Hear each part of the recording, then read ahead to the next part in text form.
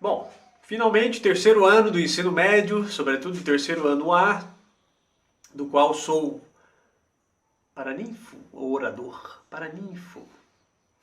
Ainda haveremos de fazer a nossa formatura. Os PETs 1 e 2 falam sobre a República Brasileira, a economia de base agrária do Brasil, desde o tempo colonial até o início da República, período da República Velha, os problemas que essa forma econômica baseada no campo, uma economia de estruturas muito arcaicas, muito antigas e muito bem estabelecidas na nossa sociedade, como é que essas estruturas muito arcaicas dialogavam, qual era a relação dessas estruturas com as novas práticas e ideias da nossa república proclamada e implantada a partir de 1889.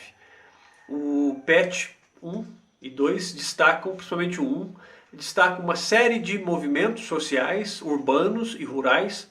No caso dos movimentos no campo, nós temos a presença muito forte de uma mentalidade religiosa, messiânica, de grandes líderes, sobretudo vão ser chamados de líderes sertanejos, por exemplo, Antônio Conselheiro, no interior da Bahia, um dos líderes, o principal líder da comunidade de Canudos, na verdade, uma grande, mais de 25 mil, cerca de 25, 30 mil pessoas, camponeses pobres que, fugindo daquela realidade dura da vida no campo, no sertão, aquela opressão de coronéis, de grandes proprietários de terra, acabam formando a grande comunidade de Canudos e o conflito que ali se estabelece com as forças policiais, as tropas da República, né? E a destruição do Arraial. Então, Canudos é um dos grandes, talvez o maior desses exemplos, desses conflitos do campo, não apenas do período da República, mas é muito exemplar de toda a formação histórica brasileira. O contestado entre Santa Catarina e Paraná, que tinha a ver também com uma população rural muito pobre, muito afastada desses direitos e que vê as suas poucas posses de terras, eram roceiros, lavradores, eles são expulsos ali por tropas e por capangas de grandes proprietários para ser implantada ali uma ferrovia de uma empresa dos Estados Unidos. E aí essa população pega em armas, e normalmente não apenas armas de fogo, mas aquilo que tinha à mão, foice, machados, martelos, enxadas, e começa a lutar por, né, contra essa expropriação de terras e toda a questão da violência. Então nós vamos ter esses movimentos no campo e nós vamos ter movimentos nas cidades, que aí inicia também, a partir da década de 1870, 1880, começa um crescimento significativo, um crescimento populacional das nossas cidades, sobretudo naquele eixo Rio-São Paulo, Vale do Paraíba, de Rio e de São Paulo, as lavouras de café que antes pegaram carona nas primeiras ferrovias, agora passam a financiar toda uma estrutura, uma rede de estradas, uma rede de transportes, uma rede de escoamento para o Porto de Santos e do Rio de Janeiro.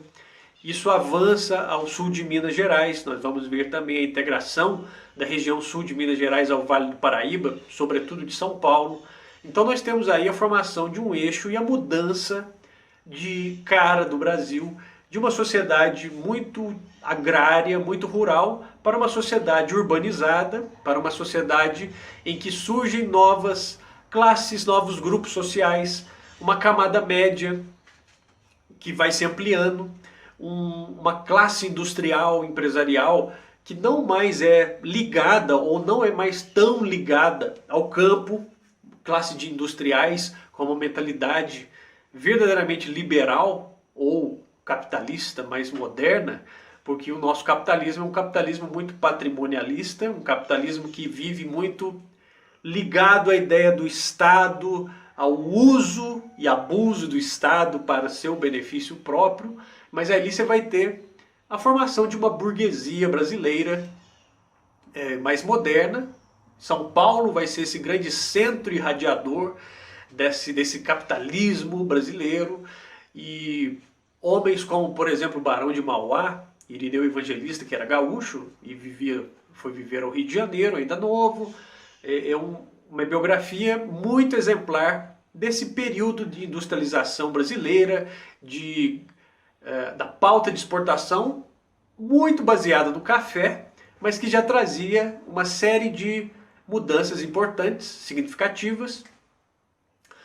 Outra questão importante também desse PET é a vinda de imigrantes europeus para o nosso território e o fim da escravidão. Então nós temos ali uma política, um interesse econômico no fim da escravidão, mas também ideias, uma questão ideológica, uma questão das teorias, como o darwinismo social, de embranquecimento da sociedade, junto com esse progresso urbano, a ideia de que era necessário embranquecer a população brasileira para haver uma população com perfil dentro da modernidade industrial europeia, sobretudo. Então é esse incentivo, aproveitando a industrialização dos países centrais, o desemprego decorrente dessa industrialização, uma mão de obra muito grande, pessoas expulsas do campo, esse contingente começa a se deslocar pelo mundo. Nós vamos ver grandes contingentes indo para a Austrália, para a América do Norte e para cá, para a América do Sul.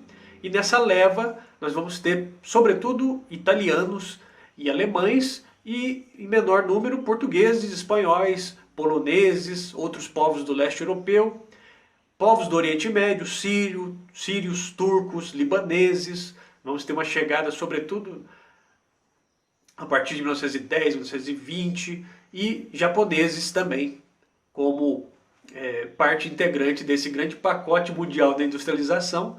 Nós vamos receber esses imigrantes aqui, ao mesmo tempo que há essa substituição da mão de obra escrava para a mão de obra assalariada, mas ainda sem leis que garantissem direitos dentro dessa mão de obra assalariada.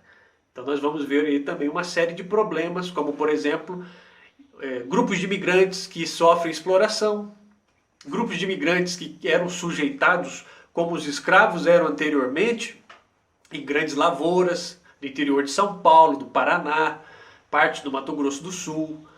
E aí nós vamos ver nas cidades a organização de grandes greves, de movimentos anarquistas, sobretudo vindo com italianos, sempre os italianos, operários na cidade de São Paulo.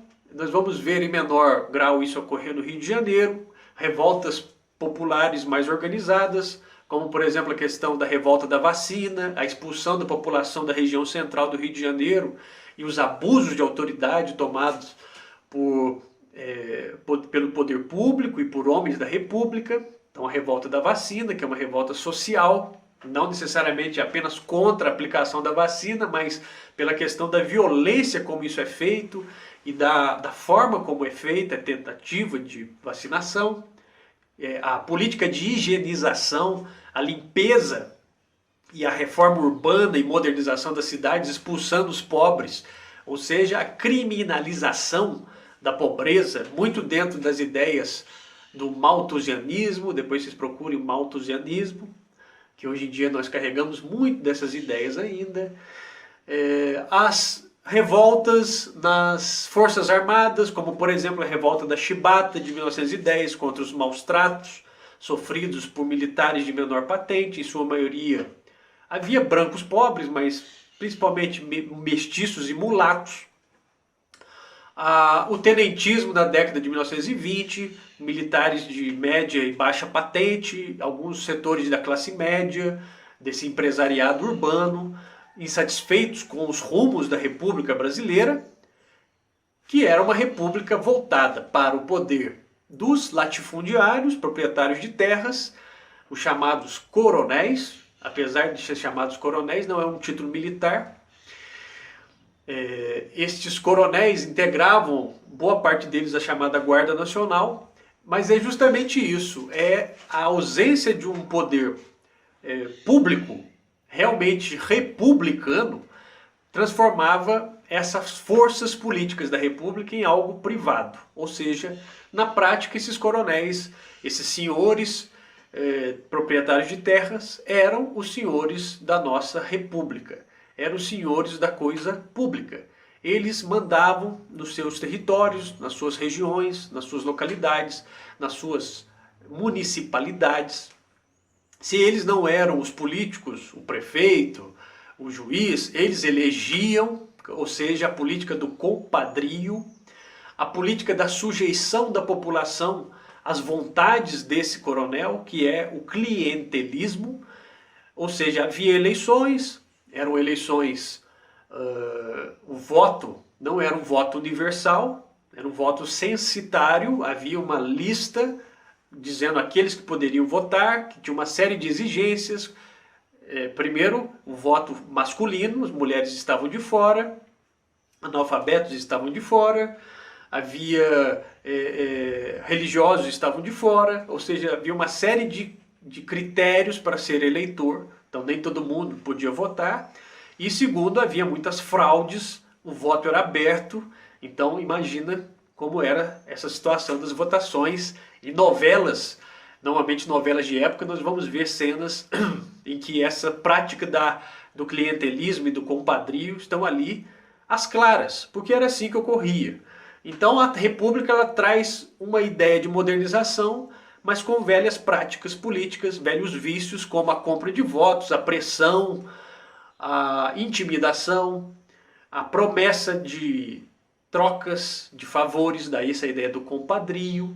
Se você não tivesse um padrinho forte, um homem poderoso, você não conseguiria entrar e ter sucesso na política. E, em último caso, a questão era resolvida na violência. E aí o coronel, o homem que tivesse mais capangas e mais pessoas ali armadas do seu lado, vencia as eleições. Então é uma maquiagem de legalidade, muitas vezes, mas tudo ocorrendo à margem da lei, tudo ocorrendo de maneira ilegal. O PET 3 vale uma leitura muito atenta, porque ele pega um período histórico muito longo. Ele vai desde as boas consequências da industrialização, digamos assim, a melhoria do progresso técnico, os meios de transporte. Leiam A Volta ao Mundo em 80 Dias, que é um livro sensacional de Júlio Verne, sobre esse assunto, da melhoria dos meios de transporte, as invenções do telefone, energia elétrica na lâmpada, etc, etc. Milhões de coisas que melhoram o sistema de esgoto, as cidades passam por grandes reformas no mundo inteiro. Paris era o grande exemplo, daí a Belle Époque, a bela época, a época do progresso, mas essa época do progresso é uma visão e uma vivência sobretudo da burguesia. Lembra-se que nós falamos disso em sala de aula, do estilo de vida burguês, do estilo de vida do bon vivant, ou seja, aproveitar tudo que esse progresso industrial trazia. Mas um lado positivo, sobretudo para grandes grupos burgueses e os centros industriais europeus, mas também tinha suas contradições, seus problemas. E aí, entre seus problemas, nós vemos a situação de boa parte do operariado, sem direitos. Nós vimos a questão do trabalho infantil nas fábricas, do trabalho feminino. As crianças e as mulheres eram preferidas aos homens porque pagava-se menos, eles trabalhavam mais, passava-se a vida nessas fábricas. E aí lembre-se que nós falamos, por exemplo, também de outros livros como Oliver Twist, as crianças que eram pegas e postas em orfanatos para trabalhar e depois eram contratadas por essas fábricas, porque aí se pagava uma miséria ou nem se pagava nada, era apenas um prato de comida e moradia em troca de um trabalho realmente escravo. E no início dos anos 1900, essa Belle Époque também vai ser chamada de a paz armada, porque nos bastidores nós temos uma grande corrida industrial das potências pelo mundo inteiro, conquistando, influenciando, explorando novos territórios, novos povos, e povos outrora explorados também, entrando nessa órbita de domínio das grandes potências industriais. E nós vamos ter um novo arranjo da grande política mundial, com essas potências dividindo o globo, como foi feito em 1884-85 com a Conferência de Berlim. conquista de novos territórios, portanto, era algo primordial para a obtenção de matéria-prima, de combustíveis, de mercados produtores, consumidores, ou seja, o controle direto ou indireto era muito importante. Olha a Inglaterra. A Inglaterra é um grande exemplo de política imperial do mundo moderno e contemporâneo. As colônias que a Inglaterra tinha na Índia, na África do Sul, no Egito, em várias ilhazinhas espalhadas no Oceano Índico, no Oceano Pacífico, ou seja, na Austrália, na Nova Zelândia, ou seja, uma grande rede mundial de comércio e de exploração. E as outras potências industriais viam a Inglaterra como esse grande modelo capitalista a ser seguido. A partir do momento em que há uma falta de espaços a serem explorados, começa a ter atritos, inicialmente em algumas colônias, e depois isso vai chegando também ao centro nervoso, sobretudo a Europa Ocidental e o Japão no Extremo Oriente. O peso dos nacionalismos, ou seja, nacionalismo é uma grande ideologia, uma grande corrente de pensamento que tem muito a ver, sobretudo após a Revolução Francesa, na busca de, dentro da história, das raízes de uma nação, da identificação de um povo com sua terra, com seus valores, com seu idioma. Há uma afirmação muito grande, sobretudo nos países de industrialização mais tardia, como a Itália, a Alemanha e outros, dessa identidade nacional. E ali esse nacionalismo ele ganha mais força ainda, sendo um grande motor de, não progresso, mas de movimento mesmo da sociedade, da questão da militarização desses territórios tardiamente organizados. Por exemplo, a Alemanha se unifica em 1870 de uma maneira militar, numa guerra contra a França e outros territórios muito fortemente. Então esse sentimento da conquista e a invenção também de novos mecanismos militares, não apenas, como nós falamos, o telefone, a luz elétrica, mas na área militar nós vamos ter grandes avanços de armas automáticas, de tanques, de canhões, de armas químicas. Então, todo esse panorama da Belle Époque escondia por trás uma tensão muito grande. Alguém tinha até falado do filme do Sherlock Holmes 1 ou 2, do Robert Downey Jr., que tem uma conferência de paz, e aí um dos diplomatas diz: não existe um lugar melhor para se começar uma guerra do que numa conferência de paz. E isso mostra muito esse período da paz armada, que era nos bastidores ocorrendo esses conflitos, né, que vão estourar. Em 1914, com a Primeira Guerra Mundial, inicialmente uma guerra europeia, e essa guerra vai ser travada nas trincheiras, e depois no segundo momento, como nós vamos ver, né, isso vai ficar uma guerra que vai se estendendo, e a morte muitas vezes não acontecia de maneira heróica, lutando em campos de batalha, mas pelo contrário, se morria nas trincheiras, morriam por doenças, os soldados ali morrendo, literalmente mortificados, ou seja, iam morrendo aos poucos, iam se desfazendo. Era terrível, foi algo terrível.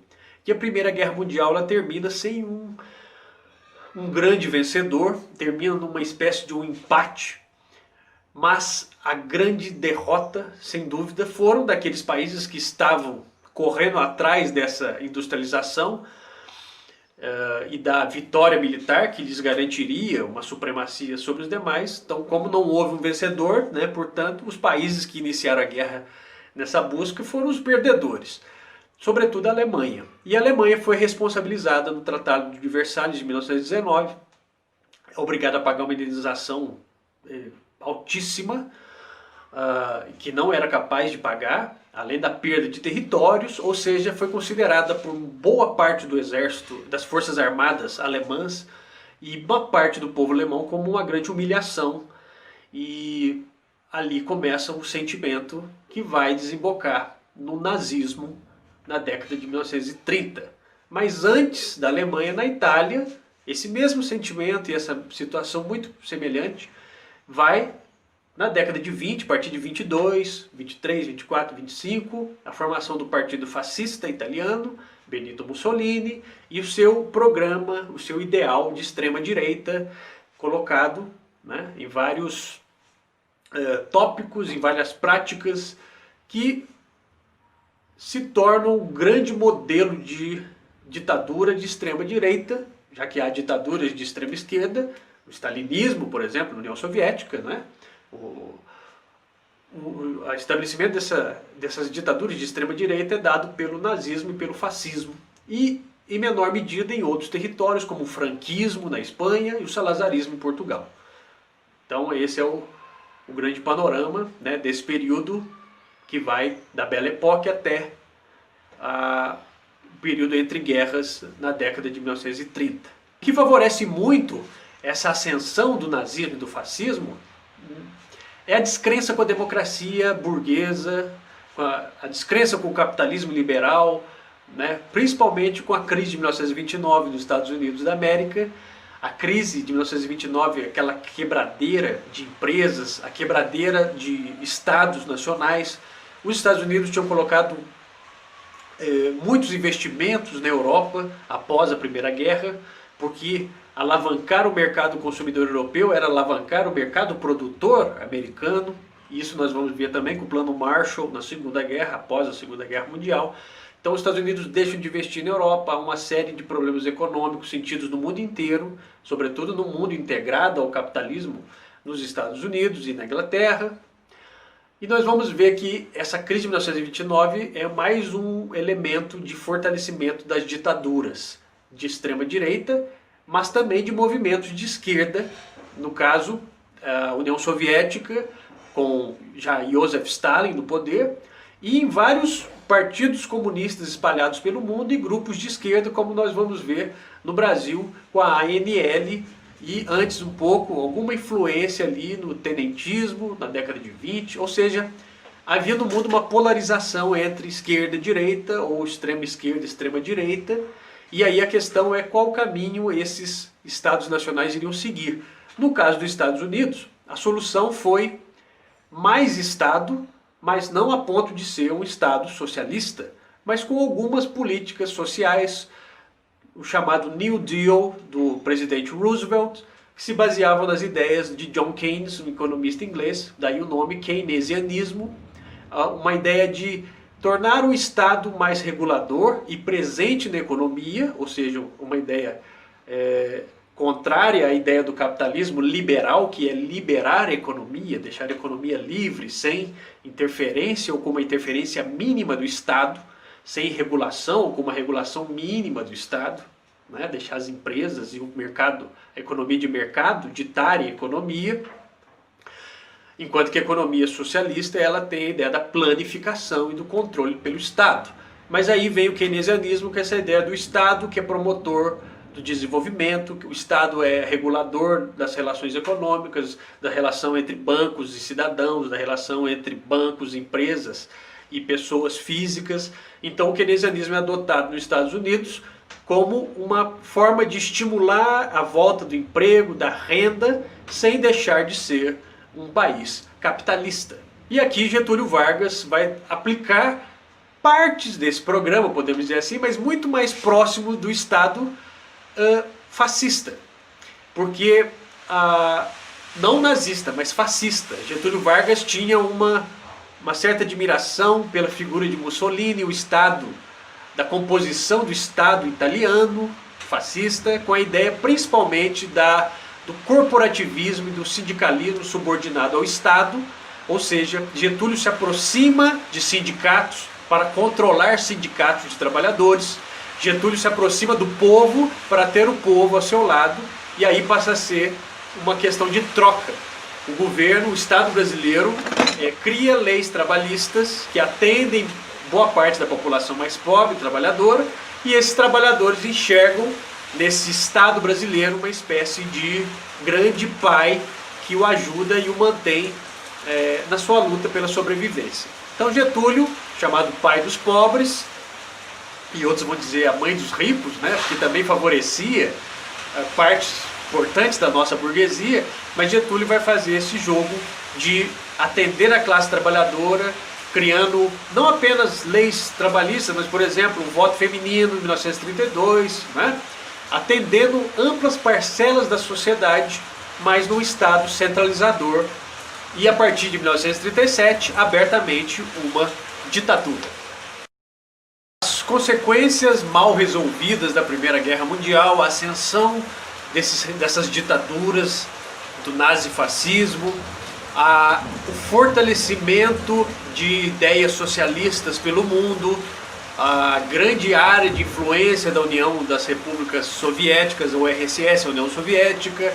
Todo esse cenário vai compor o mundo da Segunda Guerra Mundial, além do imperialismo japonês, que vai ser muito específico, mas que aproximava o Japão, sobretudo da Alemanha.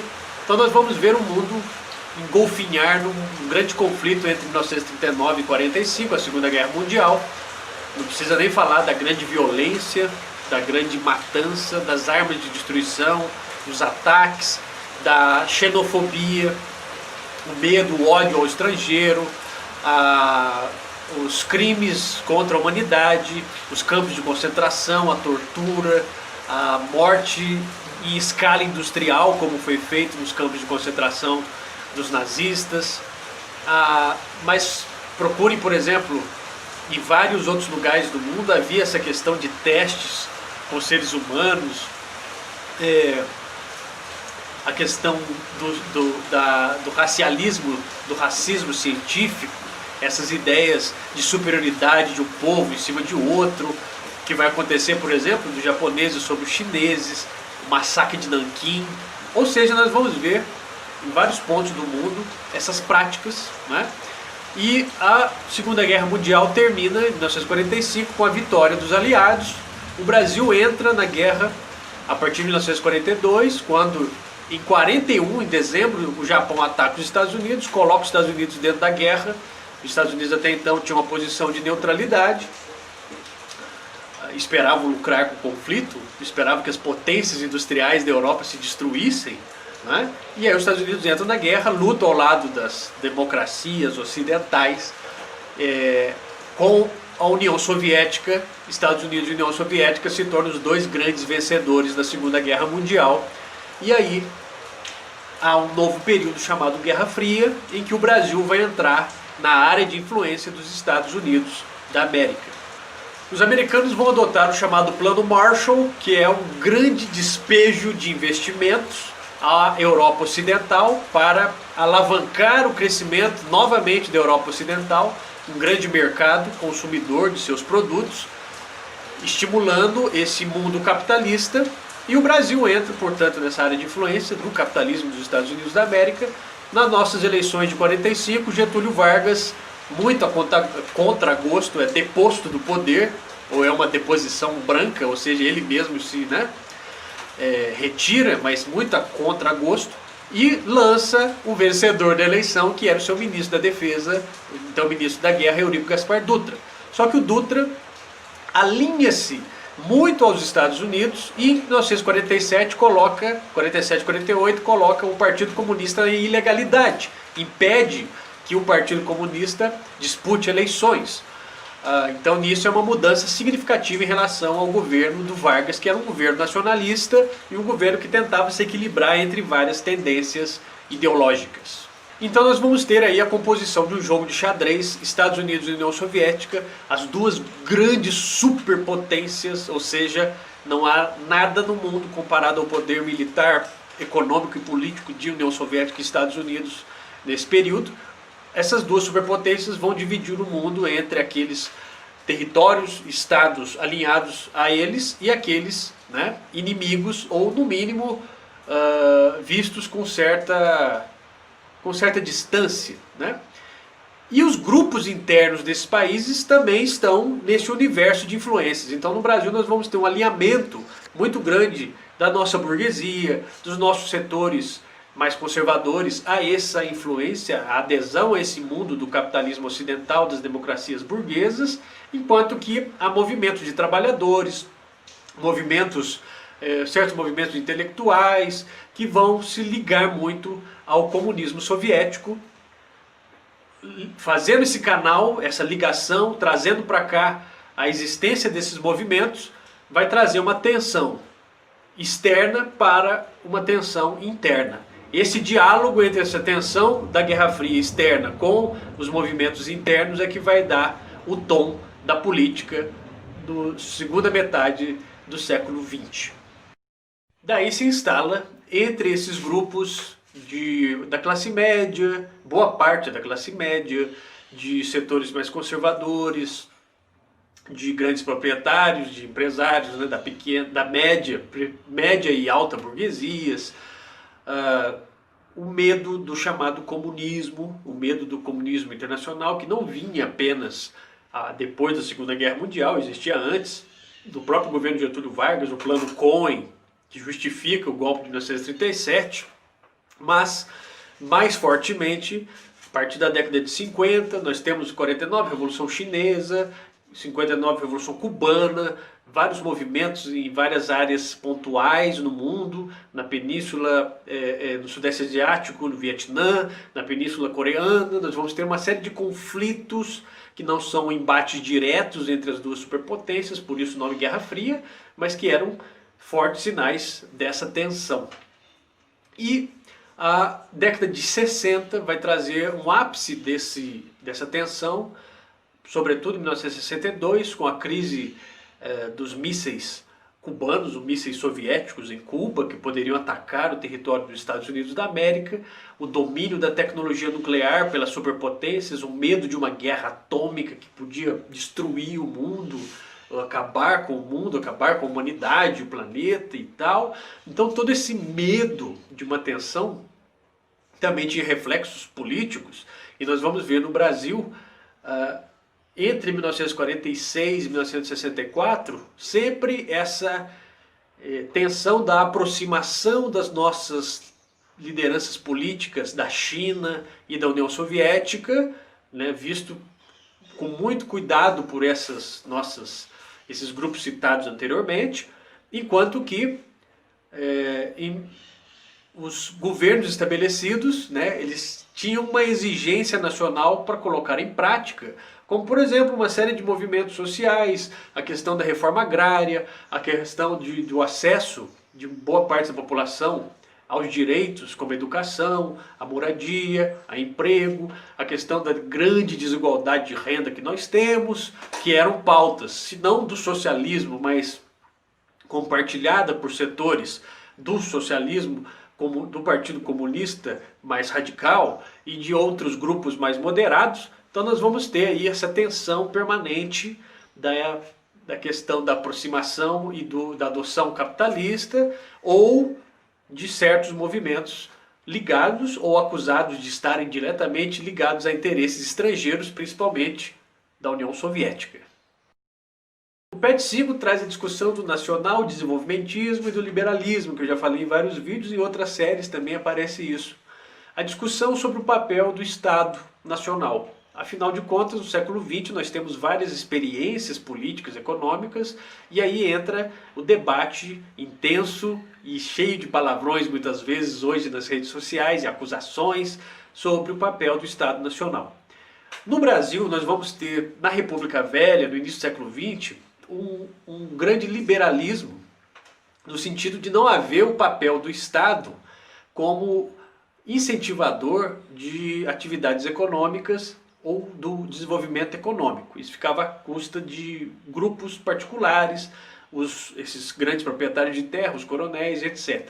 Não é uma ausência do Estado, mas é uma forma de entender qual a função do Estado, né? Então o liberalismo nessa República Velha. Com o Getúlio Vargas nós vamos ter um Estado nacionalista e um Estado muito baseado naquilo que nós falamos, um Estado muito presente em boa parte um modelo do fascismo, do fascistão italiano, mas pegando também pontos do keynesianismo, do Estado que é adotado lá nos Estados Unidos como promotor de desenvolvimento, emprego e renda e redistribuidor de recursos, né? Empresas estatais, em menor número, que vai vir também nesse pacote. Após a Segunda Guerra Mundial, nós temos um reforço nesse Estado keynesiano, mas não é um Estado que abole o capitalismo, mas que passa também a estar mais presente o chamado Estado de bem-estar social, um Estado que vai criar as condições para que a população tenha uma vida de seguridade social, sobretudo a classe média. Então esse Estado de bem-estar social ele atende muito bem aos interesses capitalistas, a partir do momento que ele cria uma base mínima de renda, de serviços e de infraestrutura na sociedade, mas ele também não deixa a coisa correr solta, então ele tem certos registros que ele vai controlando o fluxo econômico, né? E alguns vão acusar, sobretudo em países de terceiro mundo, desse estado de bem-estar social não dar certo, porque ele vai despejando grandes quantidades de recursos que vão se perdendo no gargalo da corrupção e no gargalo da ineficiência do setor público e da ineficiência na prestação de serviços aos cidadãos. Então nós temos aí uma série de visões. O fato é que com Getúlio Vargas temos o chamado nacional desenvolvimentismo, principalmente a partir do segundo governo Vargas, eleito em 1950. Então Getúlio teve de 30 a 45 e depois ele volta nas eleições de 45 a 50. Nas eleições de 50, seria até 55, quando ele se suicida em 54.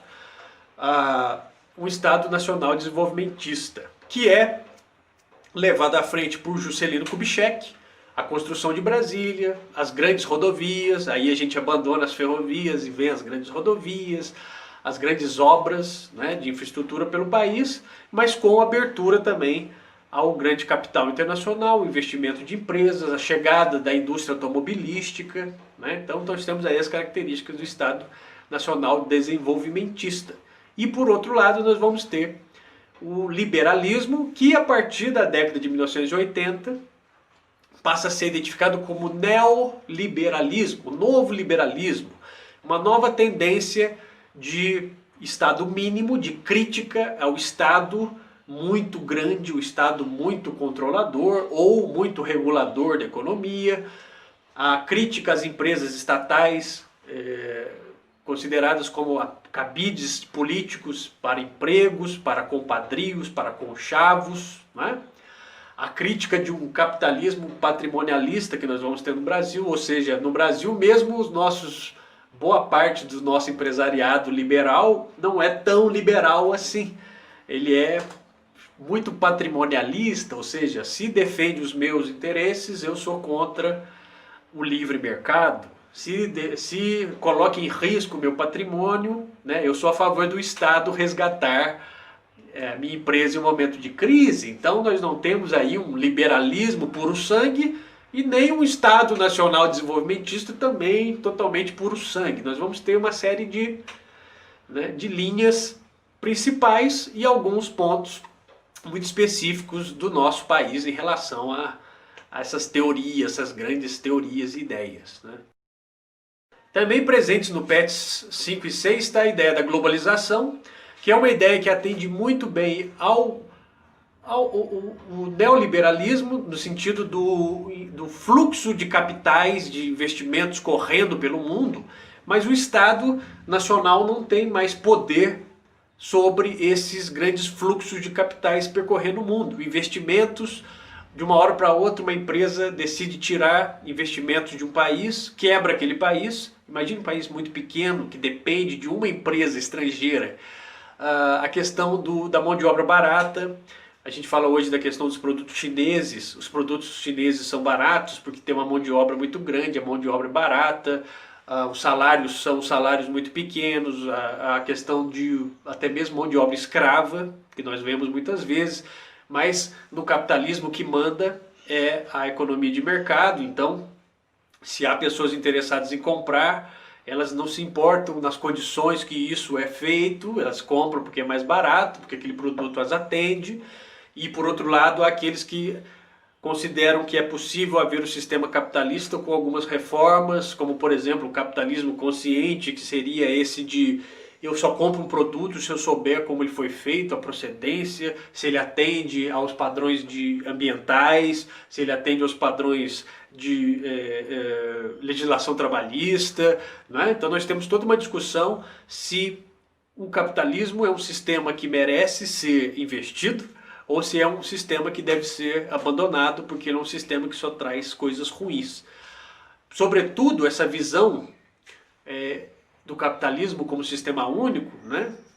Na verdade é um fato, porque há o fim da União Soviética, a quebra, a crise do comunismo soviético na década de 80, já começou na década de 70, depois na década de 80, uma crise econômica, depois uma desestruturação política. Então acaba a União das Repúblicas Soviéticas, se divide em uma série de países, cujo principal ainda é a Rússia, mas nós temos vários outros, a Ucrânia, o Cazaquistão, o Turcomenistão, né? Várias outras repúblicas. A perda desse ideal de um mundo alternativo à sociedade capitalista, à economia capitalista, que seria a economia socialista, a economia planificada, controlada pelo Estado e sem essa ideia da economia de mercado. Então o capitalismo passou a surfar, digamos assim, sozinho, sem nenhuma grande oposição mais a esse sistema. O que nós vamos ver então nesse neoliberalismo da década de 90 é a privatização.